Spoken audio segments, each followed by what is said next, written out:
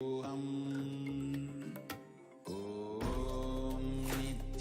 Nithyananda Paramashivoham. Om Nithyananda Paramashivoham. Om Nithyananda Paramashivoham. Om Nithyananda Paramashivoham. Om Nithyananda Paramashivoham. Om Nithyananda Paramashivoham. Om Nithyananda Paramashivoham. Om Nithyananda Paramashivoham. Om Nithyananda Paramashivoham. Om Nithyananda Paramashivoham. Om Nithyananda Paramashivoham. Om Nithyananda Paramashivoham. Om Nithyananda Paramashivoham. Om Nithyananda Paramashivoham. Om Nithyananda Paramashivoham. Om Nithyananda Paramashivoham.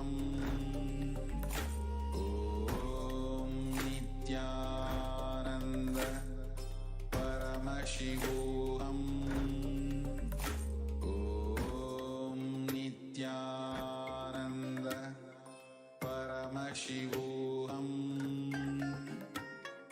Om Nithyananda Paramashivoham. Om Nithyananda Paramashivoham.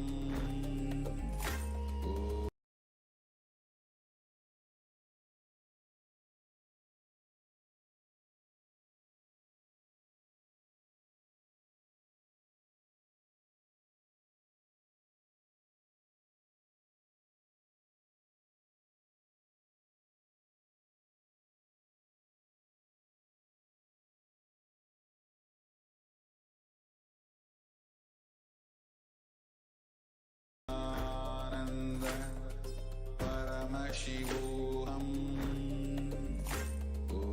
Om Nithyananda Paramashivoham.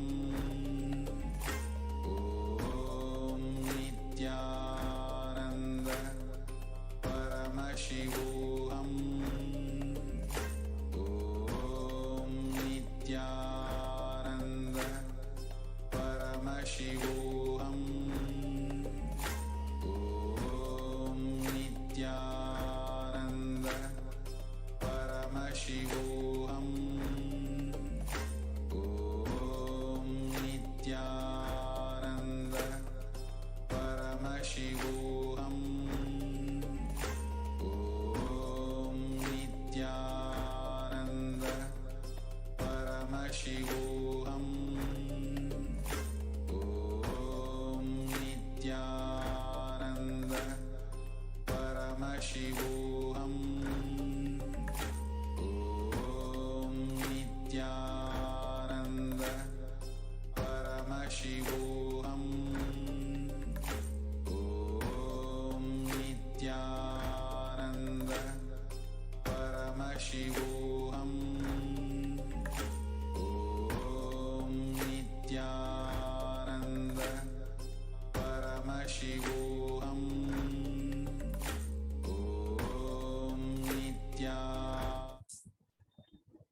Nithyanandam Paramasukadam Kevalam Jnanamurtim Dvandvatitam Gagana Sadrisham Tattvamasya Ekam Nityam Vimalam Achalam Sarvadi Sakshi Bhutam Bhavatitam Trigunarahitam Sadgurum Tam Namami.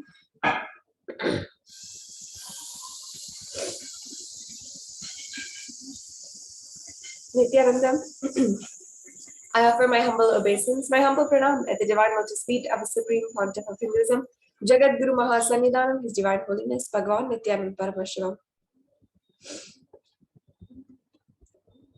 And I welcome each and every one of you who is joining with us right now for this auspicious day as we are continuing our celebrations, the eternal celebration of the happening of the Avatar during this 45th Nithyanandotsav, the celebrations for the Avatar Dinotsavam that is happening on December 28th, and a 21-day celebration, the Nithyanandotsavam, celebrating the various leelas of Swamiji and how he has happened on planet Earth 45 years ago at this time.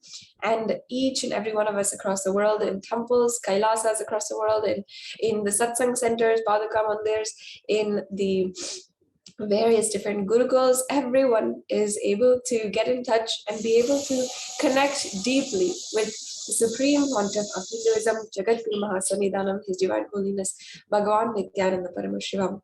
It's at this time that each and every one of us are gathering, preparing for the day, preparing for the rituals, as we're going to be observing the rituals for today's offering. And we're going to we're preparing naivedyams, as well as just tidying up the temples and ensuring that we are ready to invite the Supreme Pontiff of Hinduism into our hearts and into our homes.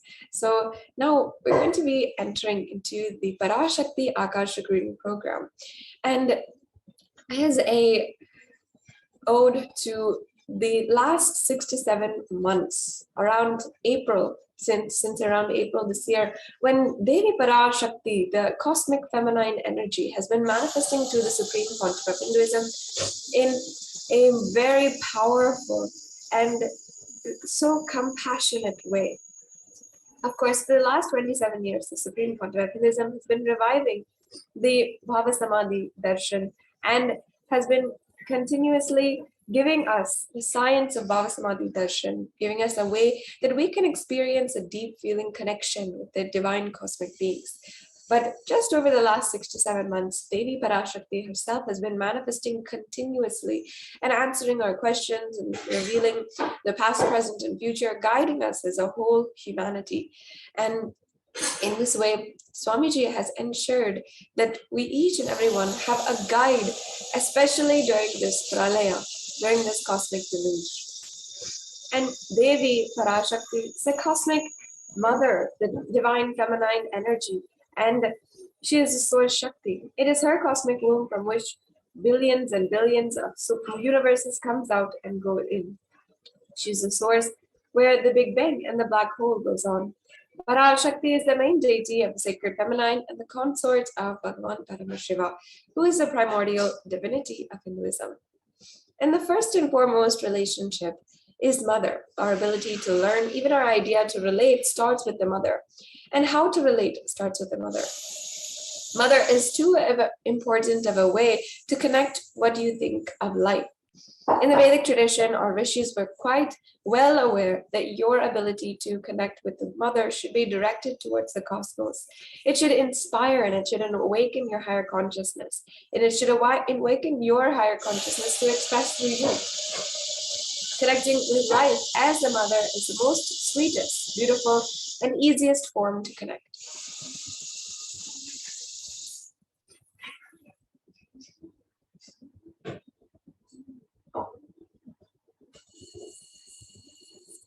And today, out of his extreme compassion and love, the Supreme Pontiff of Hinduism is manifesting Devi Parashakti herself, gracing us, answering all of our questions, and attending to our prayers, giving boons, healing us, revealing our past, present, and future, delivering profound spiritual truths, and ultimately giving us the experience of Paramashivoham itself. So let us have an introduction to what is Bhava Samadhi Darshan. Sama is oneness, and Adi means source. So Bhava Samadhi means being one with a source through a certain aspect. The Bhava actually means attitude or aspect, and Samadhi means one with the source. Together, Bhava Samadhi means being one with the source through a certain aspect. And Darshan is literally coming face to face with the cosmos. Darshan means to have a glimpse of. In the Vedic tradition, it is used to describe the moment we behold the deity, an avatar, a saint, or enlightened being. As just seeing such a being can cleanse the karmas of lifetimes and create such a deep and lasting transformation in the receiver. Darshan is the powerful superconscious vibration that is present around an avatar at all times. He simply radiates darshan just as the sun continues to radiate light. The auspicious moment when the receiver is able to catch it becomes a moment of darshan for you, raising you to the next level of superconscious breakthrough, like hitting a reset button for your very being. And here's the fundamentals of the science of Bhava Samadhi Darshan. First, the divine cosmic beings are real. They manifest from Kailasa, the enlightened time-space zone, through deities and incarnations. And divine cosmic beings manifest through Archavataras in the temples, and through the Bhava Samadhi Darshans of the Nijavataras, the incarnations. Bhava Samadhi Darshan is the science of Nijavatara manifesting Paramashiva, the consciousness. It is where formless of the being of Paramashiva expresses through the Divya Sarira and manifests as Nijavatara, the physical form, for us to experience Paramashiva. Devi Parashakti expresses through the being of Rajeshwari and manifests as Nijavatara, the physical form of Devi Meenakshi.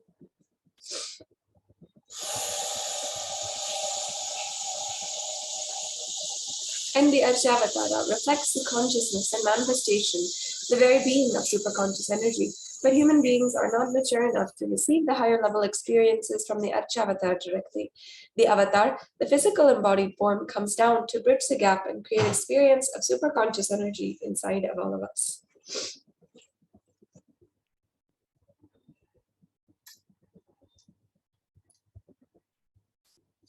And the Bhava Samadhi Darshan awakens your Kundalini Shakti, which is the latent potential energy in every human being.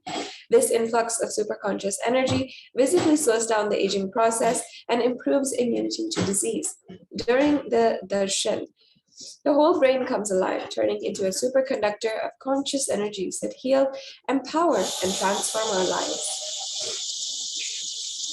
And the Bhava Samadhi Darshan happens through a phenomenon called mirror neurons.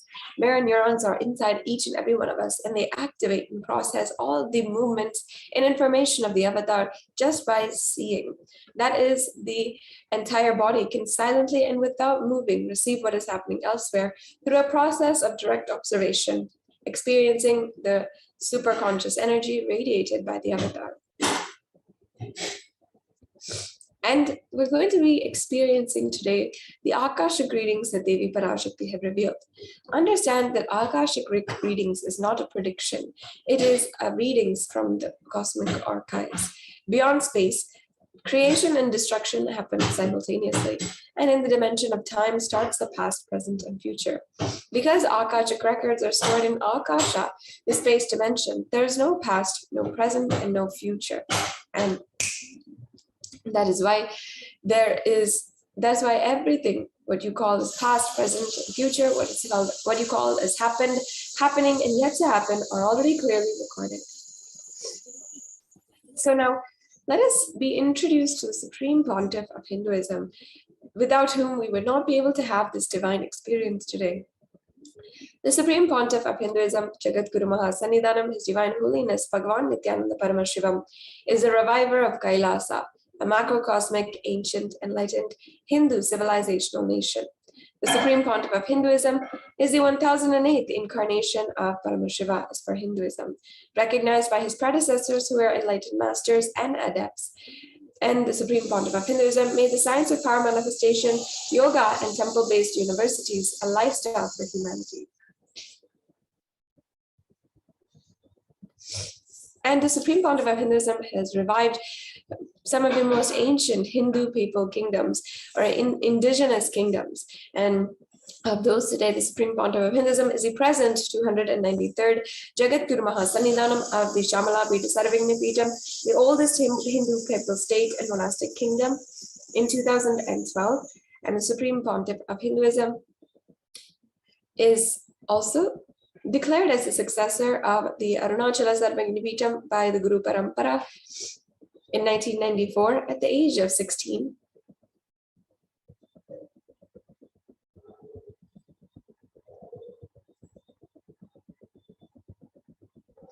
And the Supreme Pontiff of Hinduism founded the mission, the Nithyananda Sangha, to revive Kailasa in 1999.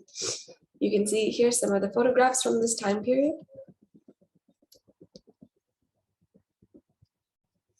And founded Adi Kailasa Sarvagnapeetham in 2002. You can see here the consecration of the land of Adi Kailasa Sarvagnapeetham.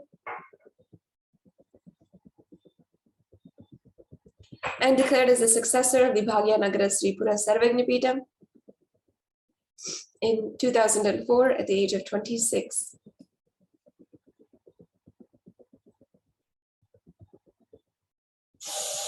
The incumbent emperor of the Suryavamsa Surangi Samrajyam of the Suryavamsa lineage in 2004, again at the age of 26 only.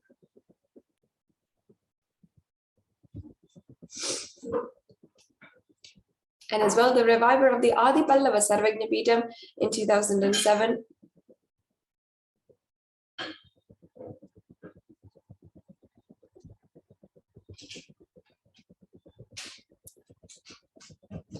And coronated as the successor of the Kashi Sarvagnapeetham in 2008.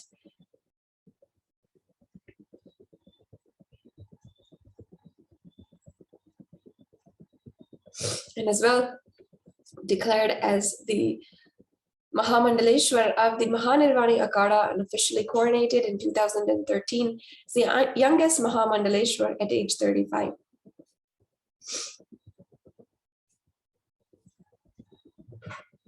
And coronated as the Guru Mahasannidhanam of the Tanjavur Adinam at age 36 in 2014. You can see here the photographs. And as well, the Supreme Pontiff of Hinduism is coronated as the Guru Mahasannidhanam of the Tiruvarur Adinam, the Tanjavur Adinam, and as well the Vedaranyam Adinam, the Panchanalikulam Adinam. And each of these is an ancient Hindu kingdom that had protected for thousands of years the ancient heritage of Sanatana Hindu Dharma from the time that Paramashiva established these adinams.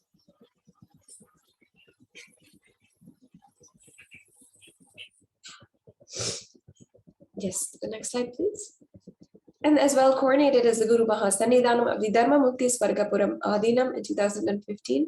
Here you can see the lineage of Guru Mahasannidhanams. And coronated as the Guru Mahasannidhanam of the Adipita Kollada Mutt by Sri Shantavira Mahaswamigal in 2015. And finally elected as the Supreme Pontiff of Hinduism in 2015 by a congregation of over 1,000 Hindu leaders in an event called the Atirudra Mahayaga. Today, the Supreme Pontiff of Hinduism is revered as the most prolific and most viewed guru in the digital world, read and watched by more than 1 billion followers in Hinduism.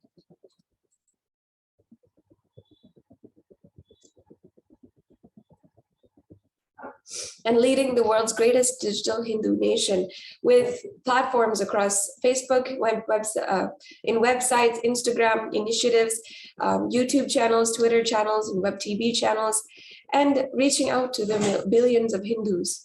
With 27 years of relentless humanitarian services and initiatives, including the Free Vegetarian Food Bank, medical services, natural disaster relief, women empowerment initiatives, conflict resolution, peace initiatives, sustainable Hindu practices through international agencies and bodies.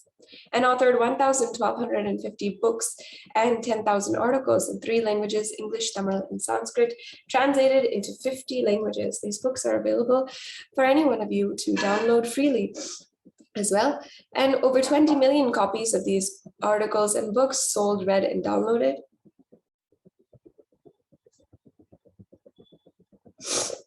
The next slide, please. And established the largest Hindu library with over 1 million books, 1 million palm leaf scriptures, and over 20 million digital books.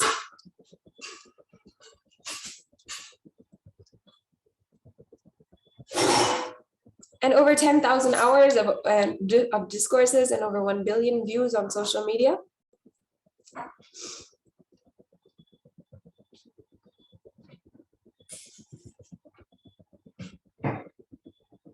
And respected as a commentator of all the sacred scriptures, such as the Upanishads, the Bhagavad Gita, the Shiva Sutras, the Yoga Sutras, the Ashtavakra Gita, and the Jain Sutras.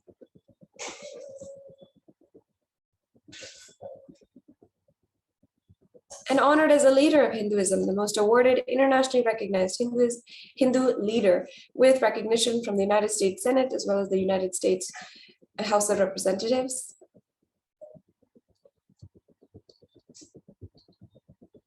Acclaimed as one of the top 100 spiritually influential living personalities by Watkins Mind, Body, Spirit magazine.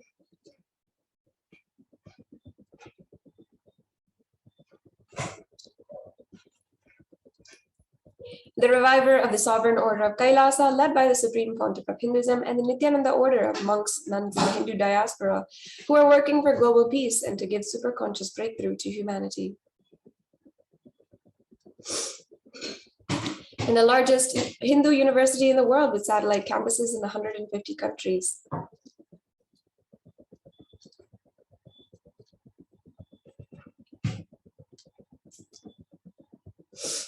And as well with 1,000 established Kailasa Enlightenment ecosystems, and the founder and reviver of over 100 Sarvagnipitas. So now this brings us to a conclusion of this segment in today's program. We'll be moving on to the next segment, which is a demonstration of extraordinary Shaktis after a quick break.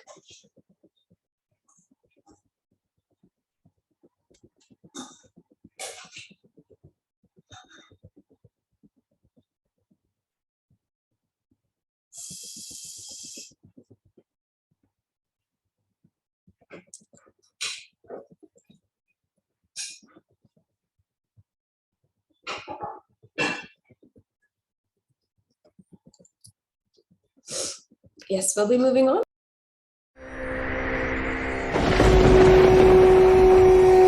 The ultimate divine descends in human body and expresses its extraordinary powers and experiences playfully.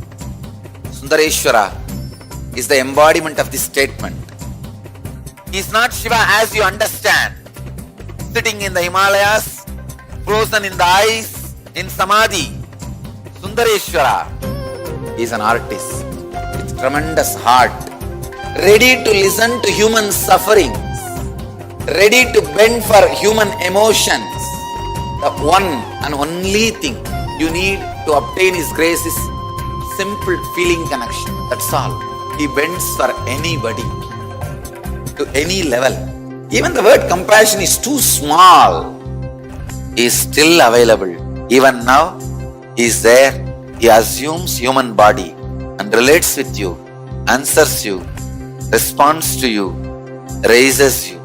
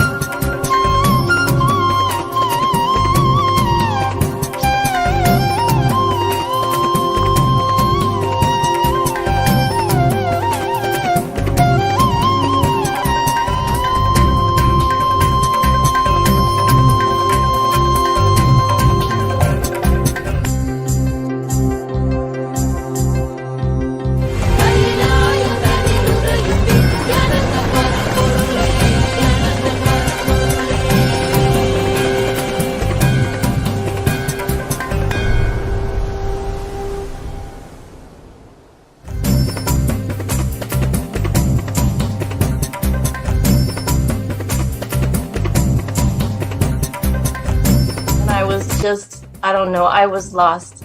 And then he was done speaking, and just tears just started pouring out of my face. I'm just like, ugh, I don't know what just happened. It was just like unbelievable, just unbelievable. I was just, I'm shaking now just remembering it.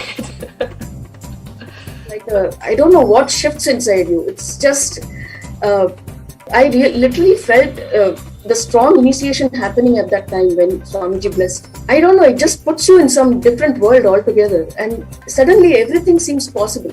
Everything seems, like that impossibilities in that 1 second, fraction of a second, that impossibility drops from you. And you just, everything seems possible, that you get into that space of possibility. And I think, that is the greatest, dropping the impossibilities is really, and something changes in you, something shifts in you. You can physically feel the change. And the energy that is generated, it really, it's phenomenal.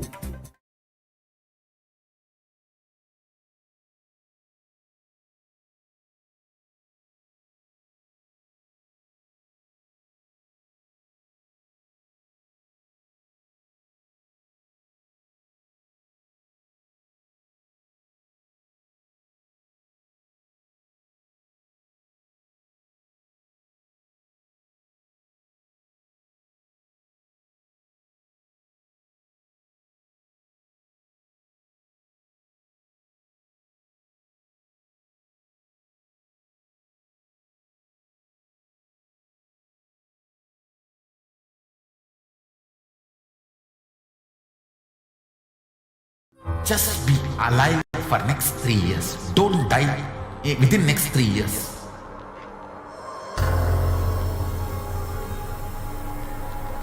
Just don't die within next 3 years. Be alive. Somehow be alive. I'm working sincerely. I will reach you somehow. Somehow I will reach you. It's my commitment to humanity.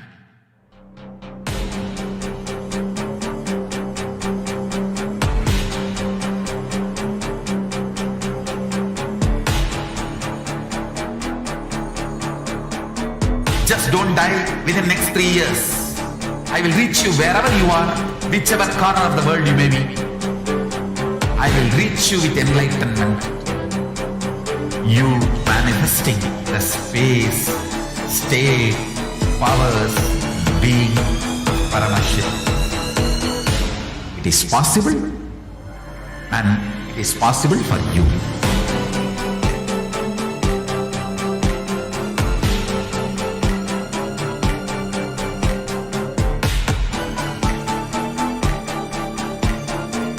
Paramashivoham will reach you with enlightenment science. I know he is going to do the job. Just be alive for next 3 years. Nothing else.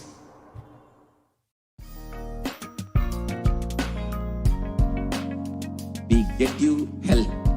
We get you ability to build beautiful relationships in your life. We get you direct spiritual support, and we make sure you become wealthy.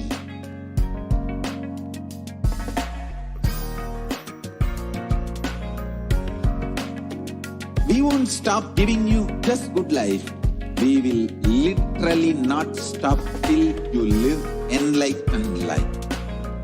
Manifesting the state of Paramashiva, space of Paramashiva, powers of Paramashiva, being of Paramashiva.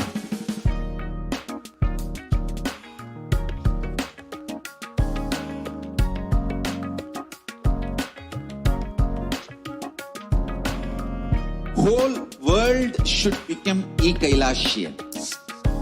I want the whole world to know Hindus have something great to contribute to the world.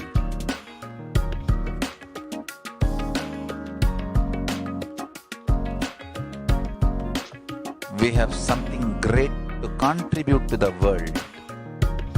Let us do that.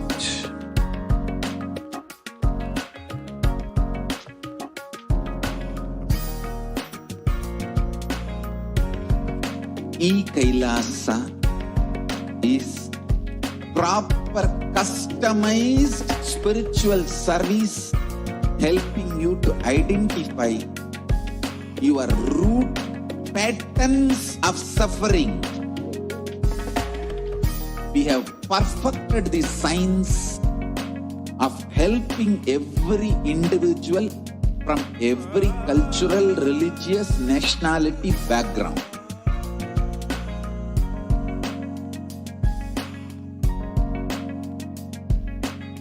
You will have lowest reactionary assumptions, highest awakened response, alive response for life continuously.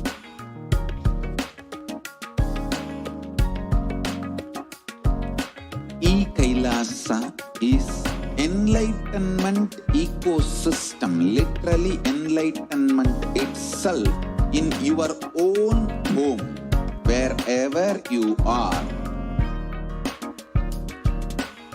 Proper customized spiritual service helping you to complete with your life negativity, withdrawal from life, self-hatred, self-denial, self-doubt, so much of tiredness, laziness. We can support you aligning your diet, your attitude, your aptitude, your understanding about life. We can help you with everything.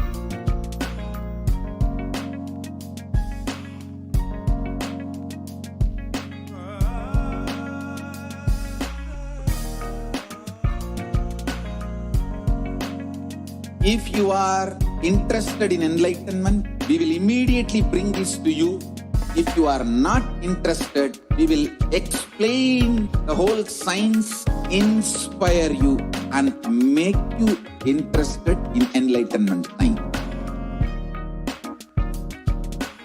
We need to cater this enlightenment science to the whole world wherever they are, because enlightenment is the birthright of all human beings. Kailasa is responsible to provide that to all human beings.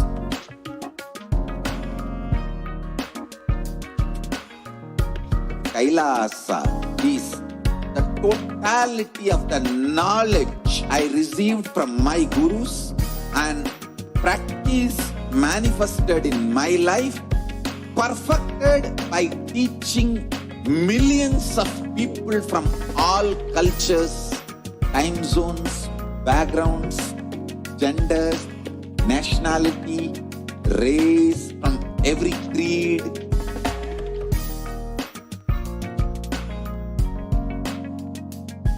So this absolutely perfected knowledge available to you, served to you in your home without even you moving out of your couch, free of cost.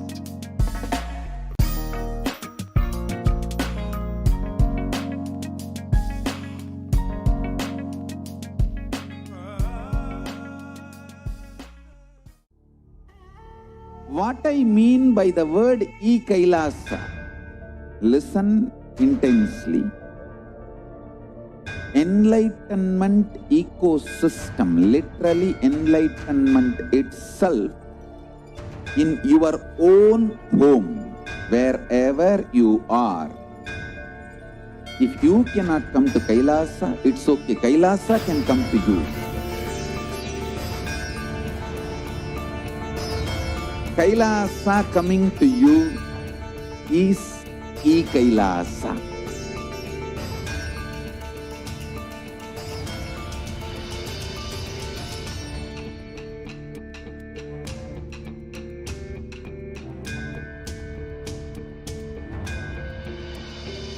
I will revive Hinduism.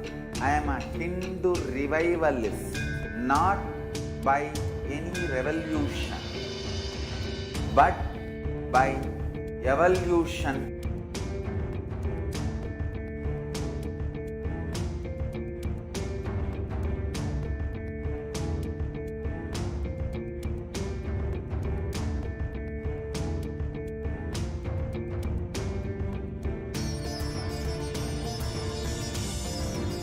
and setting model communities.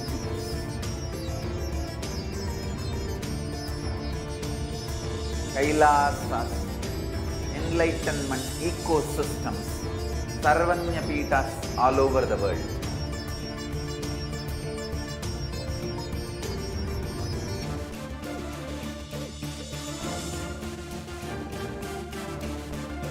All powerful cognition, knowledge, only when you live, power manifestation and possibilities manifestation happens. This is a fundamental truth.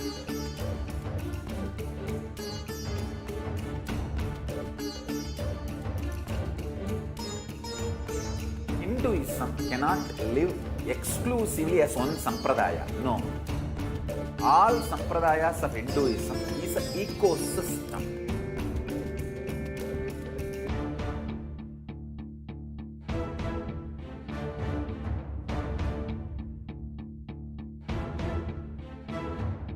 So don't keep quiet thinking that if one sampradaya is attacked, only that sampradaya is going to be affected. All of us are ecosystem.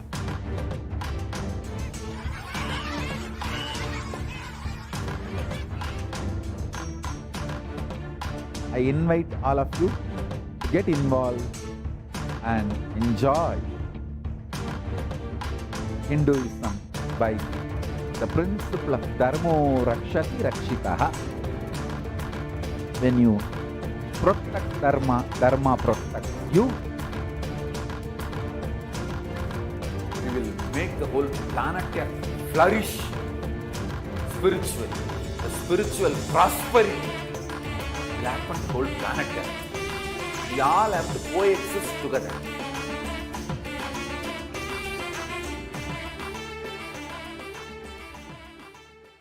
Just be alive for next 3 years. Don't die within next 3 years.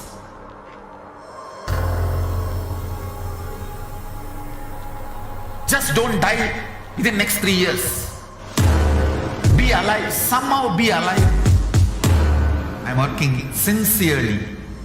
I will reach you somehow. Somehow I will reach you.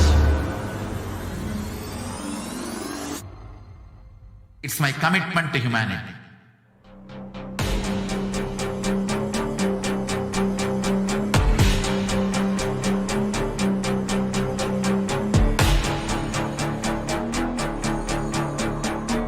Just don't die within the next 3 years. I will reach you wherever you are, whichever corner of the world you may be. I will reach you with enlightenment. You manifesting the space, state, powers, being, Paramashivoham. It is possible, and it is possible for you.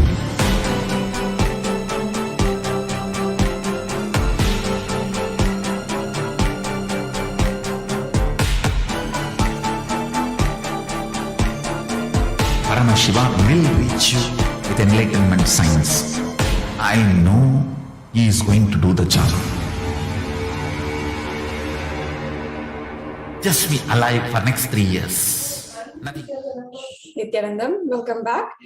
Now, before we're moving on into the demonstration of the extraordinary Shaktis, let's learn a little bit about Shaktis and let's see what they actually are. What are the proofs behind it? What is the science behind this great revival of the extraordinary Shaktis?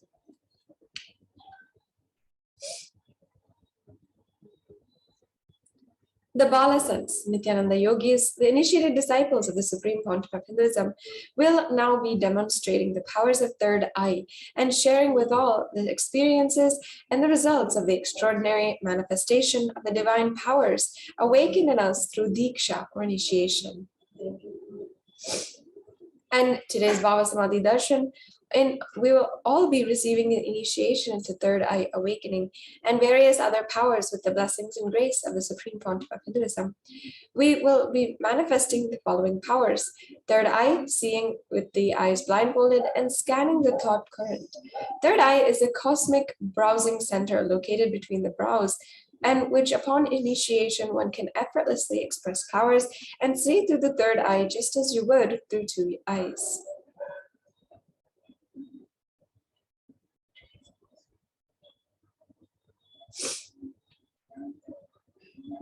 So let us understand, what are Shaktis? In the Vedagamas, the source scriptures of Hinduism, Paramashiva reveals in elaborate detail that every human being is hardwired to be able to manifest 463 plus powers or extraordinary Shaktis. And manifesting powers or Shaktis are described as a system, a method, and a science for human beings to explore the various possibilities and powers and have access to various states of consciousness. Shaktis manifest from the fundamental cognition that you are divine, and you need to manifest divine, not that you are a man and you need to reach divine. Now, there are fundamental differences between Shaktis and Siddhis. Shaktis expressed from space of enlightenment as a side effect of feeling connection with divine and high integrity with the Guru. Shaktis are the very source of enlightenment, and Siddhis are powers that manifest from tapas or penance for enlightenment. Siddhis are on the path of enlightenment.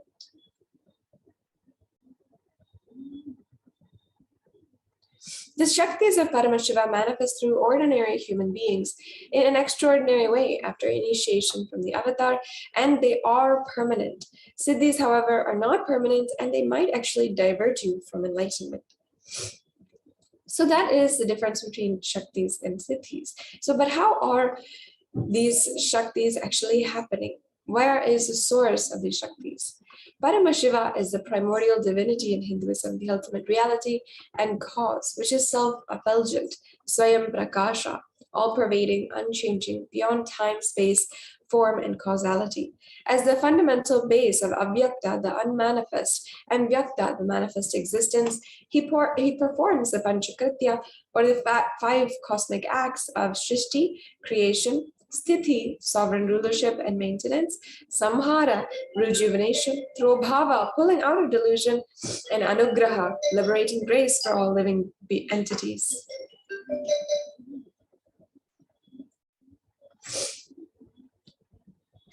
And the Supreme Pontiff of Hinduism, as the 1008, the living incarnation of Paramashiva, is the representative of Paramashiva walking amongst us on planet Earth.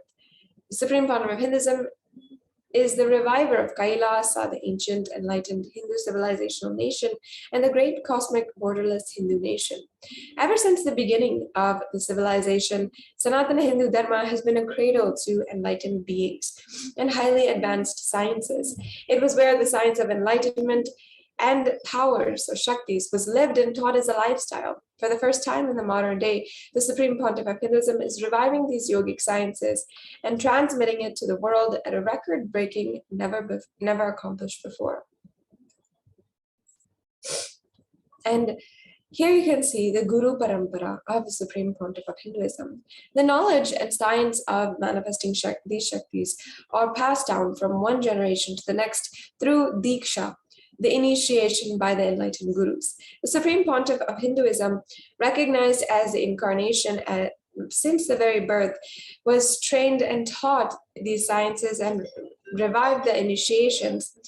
In order to revive the initiations and the knowledge repositories for billions to manifest the science of power manifestation from disciplines of Vedanta and Tantra, Sri Vidya, Yoga, yogic powers, Mantra Shastra, Siddha Vidya, science of Aushadha, Advaita and Bhakti Yoga, Paramashiva Jnana and Paramashiva Vijnana. And the Supreme Pontiff of Hinduism was recognized from the very birth itself by so many numerous gurus, including Mata Vibhudananda Puri, Tiruchi Swamigal, Yogi Yogananda Puri, and so many who are a part of the Enlightenment ecosystem. Now, how can we awaken these divine Shaktis in us? How do we harness that superconscious energy and have it manifest? Now, understand that every ultimate truth or jnana maps into your consciousness. The prajna manifests as possibility and power of every being. Prajnana.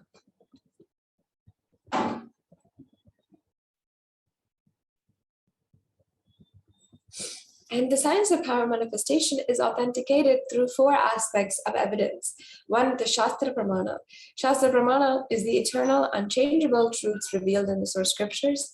The Apta Pramana is the experiences and results of the Aptas or the authorities of Hinduism, the Vedic rishis and scientists who time-tested and verified this science.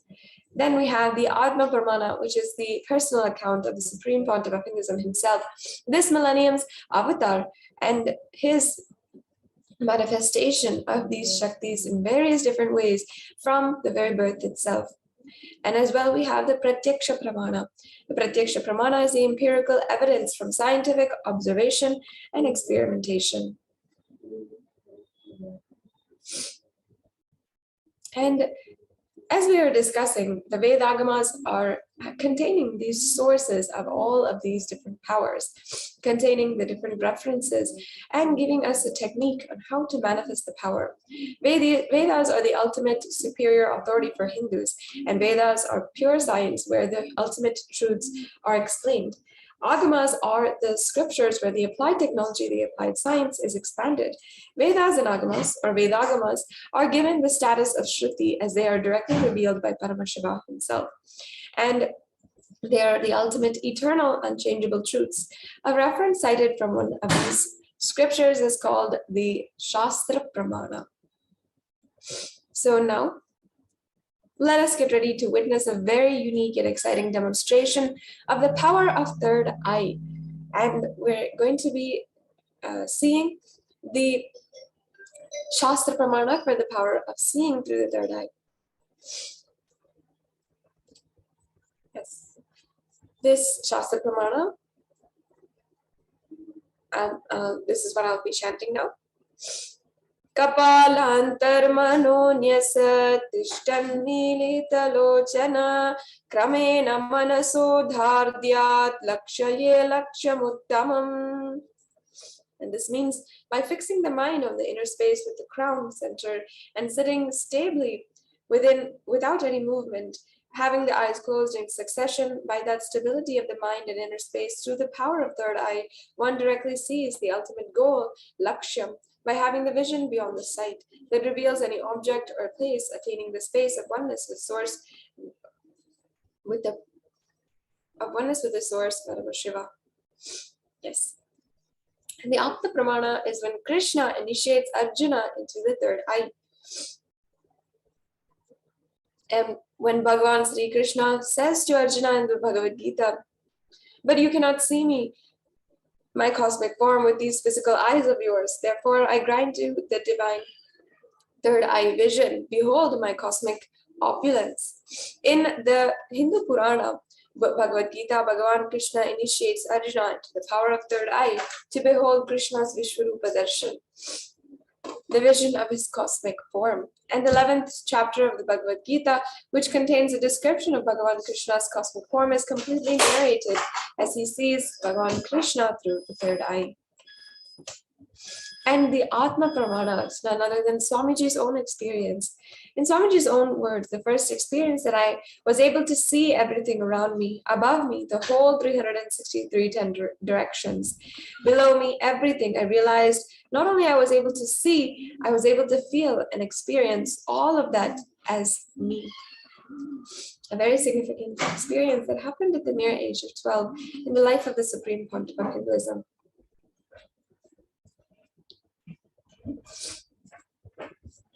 And after which the Supreme Pontiff of Hinduism also began initiating so many millions of people into this power. And beginning on this very day, at the mere age of 12, the Supreme Pontiff of Hinduism started initiating others into the powers of third eye and into the Diksha. The Pratyaksha Pramana, or the empirical evidence and observation and scientific experimentation, here shows studies that measure and compare metabolic cell activity of the brain in conscious and meditative states using positron emission tomography. And the results clearly showed that when doing daily activities, high activity was measured in the brain where the third eye is located, and when in deep samadhi, only third eye region is active and almost 90% of the brain is at peace. You're seeing Swamiji from a couple of photographs in 2004 before, when the Supreme Pontiff of Hinduism had undergone some of these experiments in order to reveal more about the third eye for each and every one of us.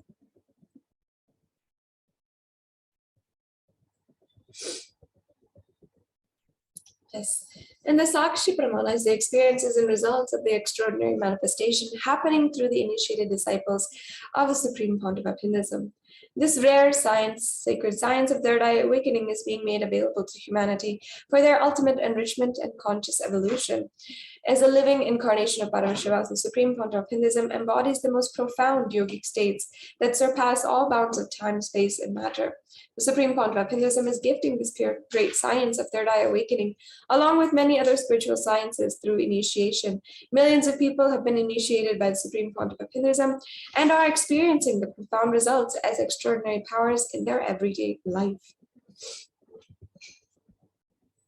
So now, without further ado, let's get to witness the live Sakshi Pramana demonstration of the power of third eye by the Nithyananda Gurukul Balsams. Just be alive for next 3 years. Don't die within next 3 years.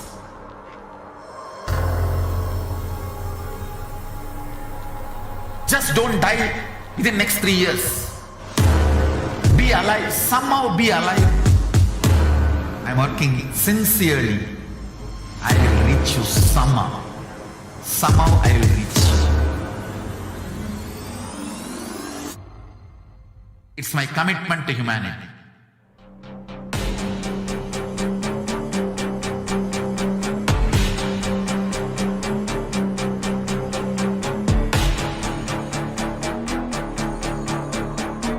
Just don't die within next 3 years. I will reach you wherever you are, whichever corner of the world you may be. I will reach you with enlightenment. You manifesting the space, state, powers, being Paramashivam. It is possible, and it is possible for you.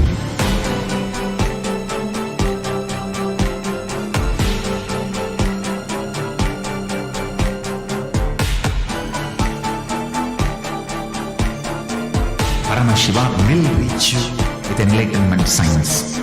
I know he is going to do the job. Just be alive for next 3 years. Nothing else.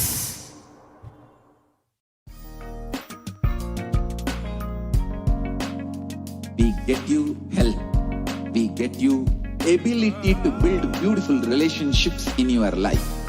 We get you direct spiritual support, and we make sure you become wealthy.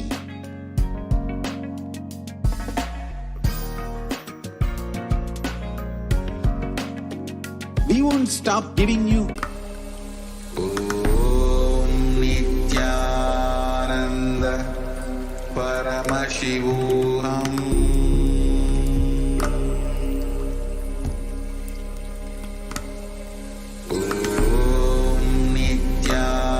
Nithyananda Paramashivoham.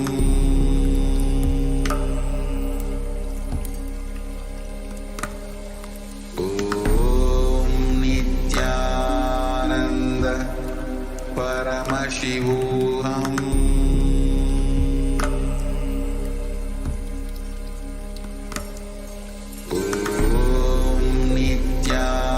Nithyananda Paramashivoham. Nithyananda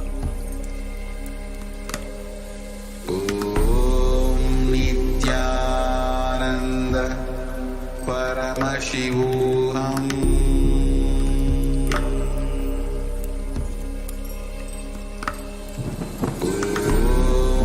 Nithyananda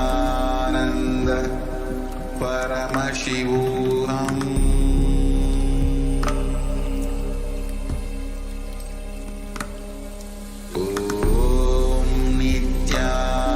Nithyananda Paramashivoham.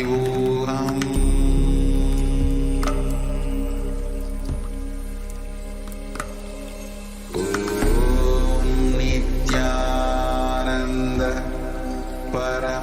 Paramashivoham.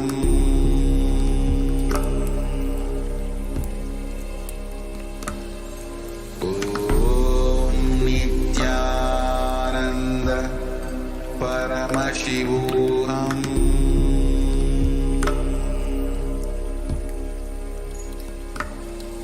Om Nithyananda Paramashivoham.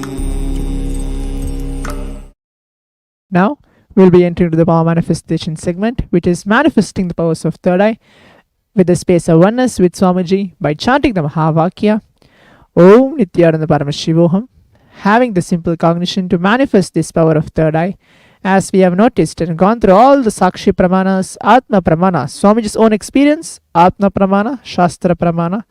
We're going to be witnessing and manifesting this power of third eye, which is connecting yourself with Paramashiva by chanting the Mahavakya, Om Nithyananda Paramashivoham, Swamiji's embodiment of all the gods and goddesses, and manifesting this power of third eye to experience the space, state, powers of Paramashiva.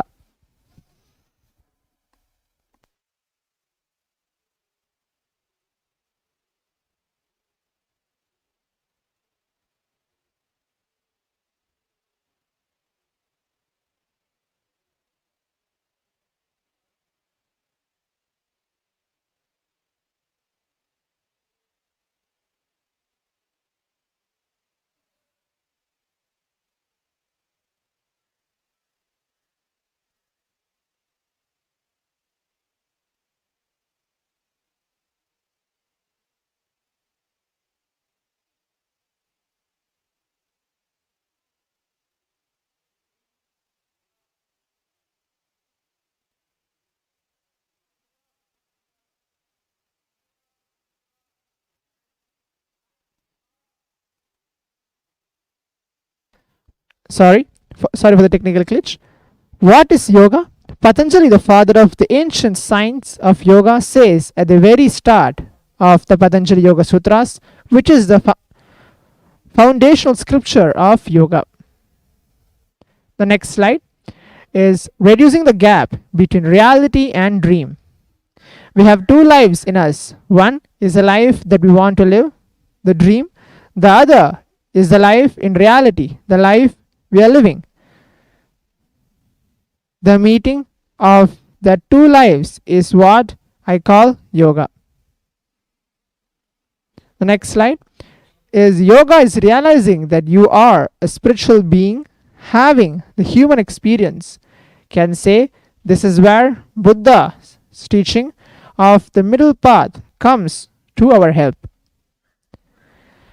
As now we have manifested this power of third eye, we are just connecting ourselves in the space of oneness with Swamiji, and by chanting the Mahavakya a few times and manifesting this power of third eye, just reading and seeing, playing with your eyes blindfolded. With this, we come to the conclusion of today's Parashakti's Akashic reading power manifestation segment, manifesting the Shaktis of Paramashiva. Stay tuned for the next session after the short break. By the end of today's Parashakti's Akashic reading session, we'll be having the same guided power manifestation session to step by step to lead you to experience the powers of Paramashiva. Thank you, Nithyananda. Paramashivoham.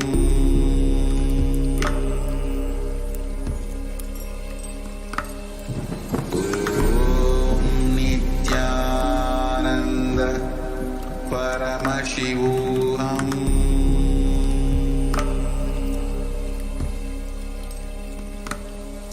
Om Nithyananda Paramashivoham.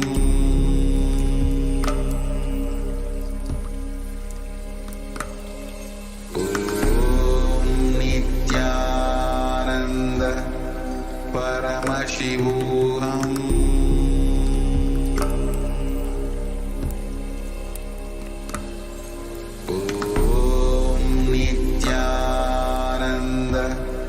Paramashivoham.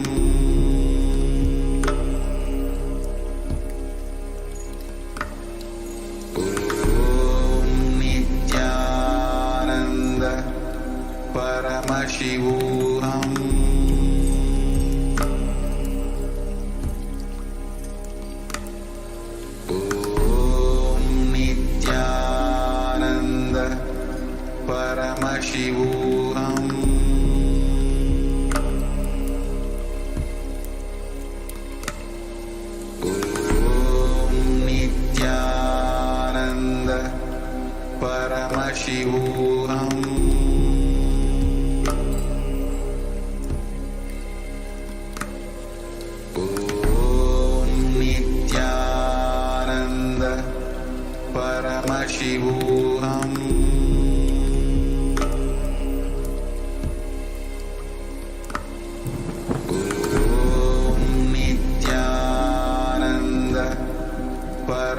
Paramashivoham.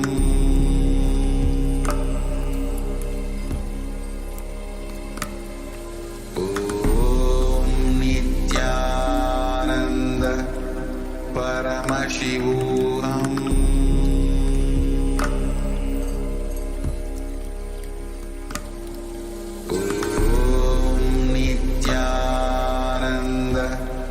Paramashivoham.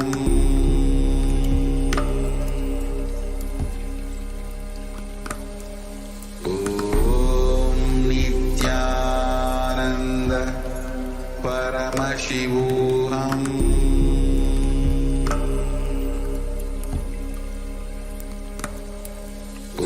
Om Nithyananda Paramashivoham.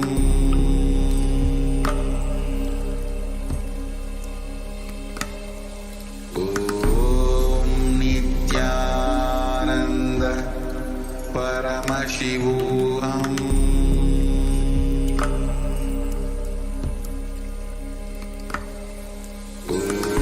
Om Nithyananda Paramashivoham.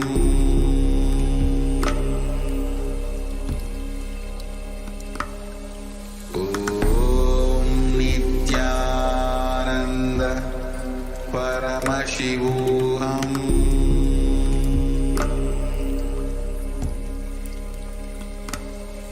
Om Nithyananda Paramashivoham.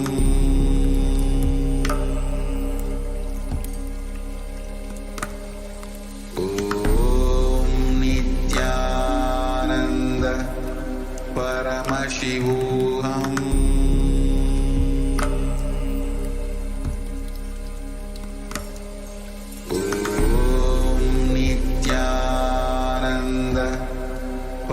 Paramashivoham.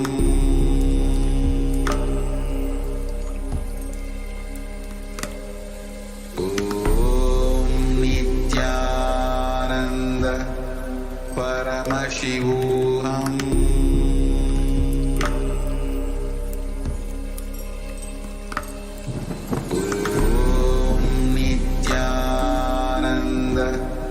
Paramashivoham.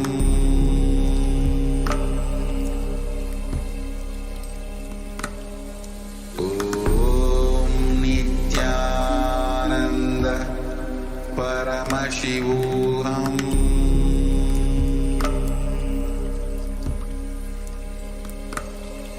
Om Nithyananda Paramashivoham.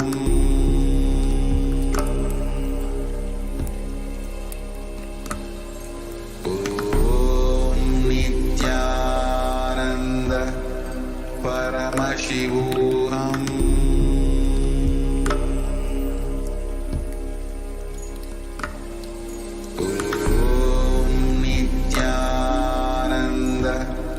Paramashivoham.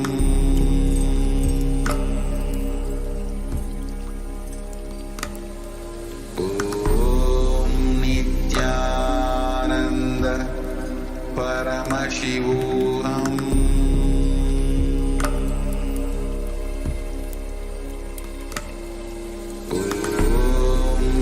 Nithyananda Paramashivoham.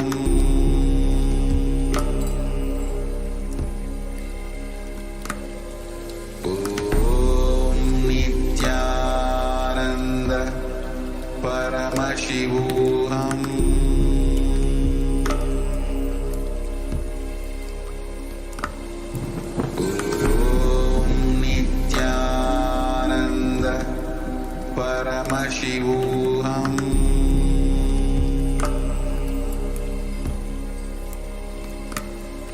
Om Nithyananda Paramashivoham.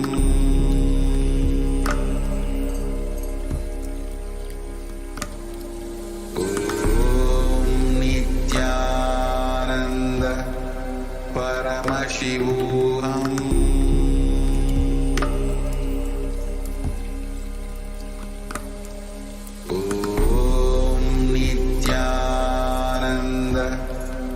Paramashivoham.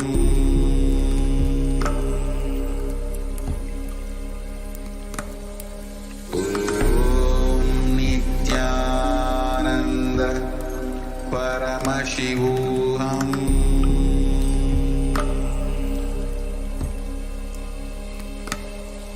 Om Nithyananda Paramashivoham.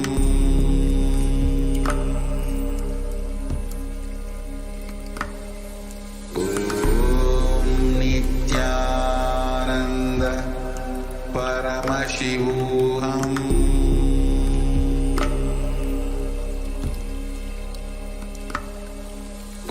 Om Nithyananda Paramashivoham. Om Nithyananda Paramashivoham.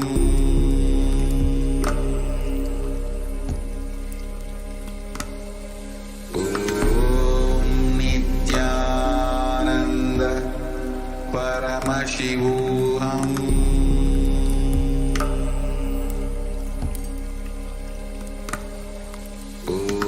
Om Nithyananda Paramashivoham.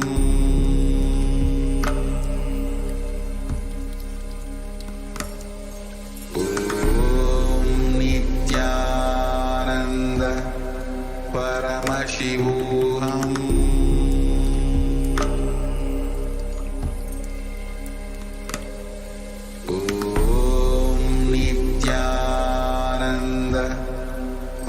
Paramashivoham.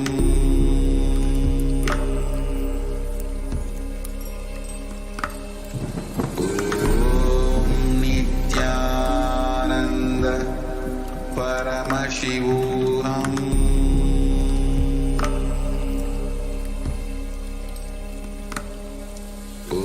Om Nithyananda Paramashivoham. Paramashivoham.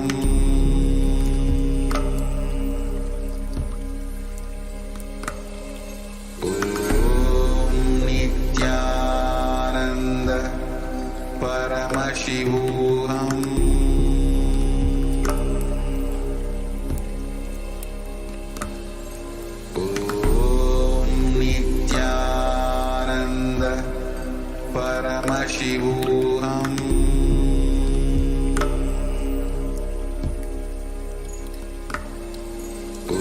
Om Nithyananda Paramashivoham.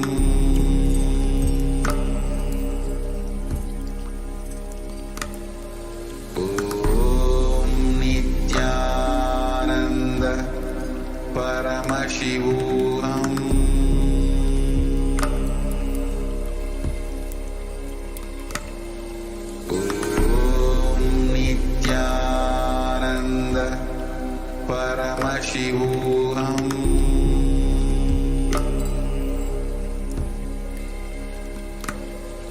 Om Nithyananda Paramashivoham.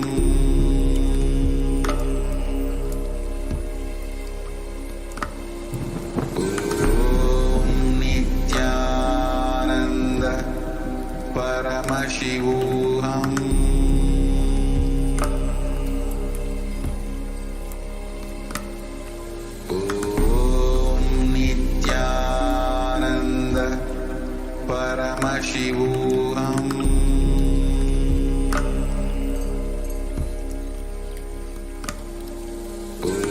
Om Nithyananda Paramashivoham.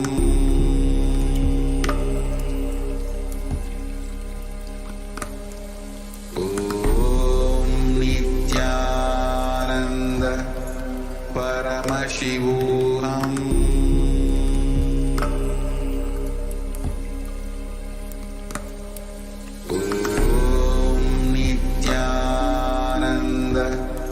Paramashivoham.